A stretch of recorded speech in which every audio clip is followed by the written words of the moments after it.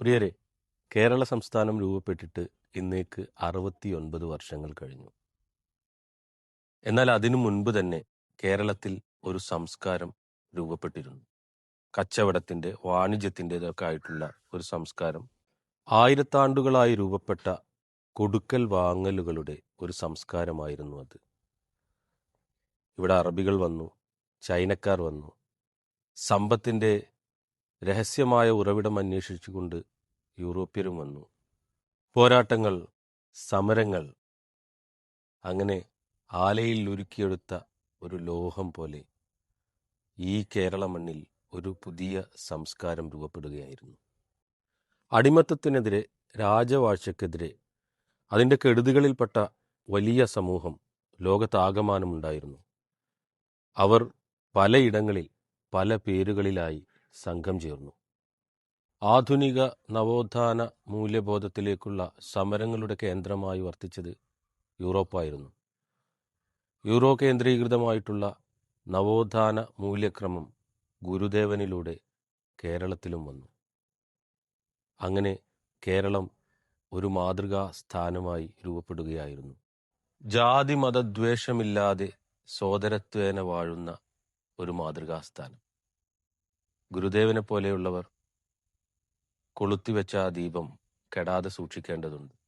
ജാതി മതദേശ ചിന്തകൾക്കതീതമായി നാം മനുഷ്യരെന്ന ഒരു വികാരം ഒരു മഹാജ്വാലയായി ലോകത്താകമാനം പടരേണ്ടതുണ്ട്. അതിനുള്ള ഒരു എളിയ ശ്രമമാണ് ട്രീഷേഡ് സ്റ്റുഡിയോ. ഈ മരത്തണലിൽ നമുക്ക് ഒരുമിച്ചിരിക്കാം, പാട്ടുപാടാം, സ്നേഹസംവാദം നടത്താം. വരൂ, നമുക്ക് പരസ്പരം തണലാകാം. ഈ കേരളപ്പിറവി ദിനത്തിൽ ഞങ്ങൾ നിങ്ങൾക്ക് തരുന്ന ഈ ഉപഹാരം, ഈ എളിയ ഉപഹാരം സ്വീകരിച്ചാലും.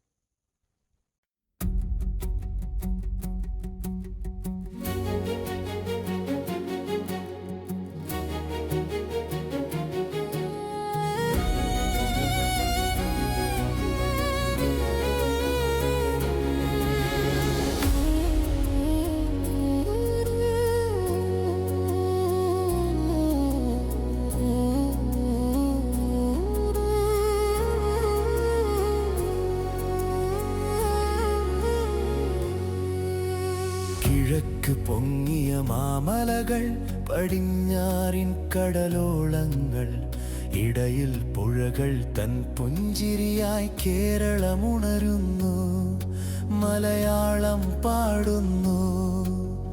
അവിടൊരു നാളിൽ അരുവിപ്പുറത്ത് സൂര്യനുദിക്കുന്നു, വില്ലുവണ്ടികൾ ഉഴുതുമറിച്ച് മണ്ണു ചുവക്കുന്നു, നാം ഒന്നായി പാടുന്നു. നാം ഒരു ജാതി, ഒരു മതം, ഉലകിന്നുയരാം സ്നേഹമതം, അതിനൊരു ഭാഷ മലയാളം, അതിനൊരു തീരം കേരളം.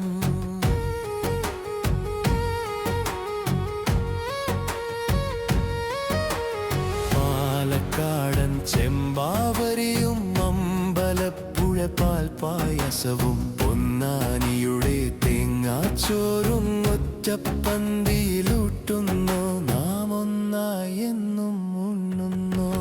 നാം ഒരു ജാതി, ഒരു മതം, ഉലകിന്നുയരാം സ്നേഹമതം, അതിനൊരു ഭാഷ മലയാളം, അതിനൊരു തീരം കേരളം.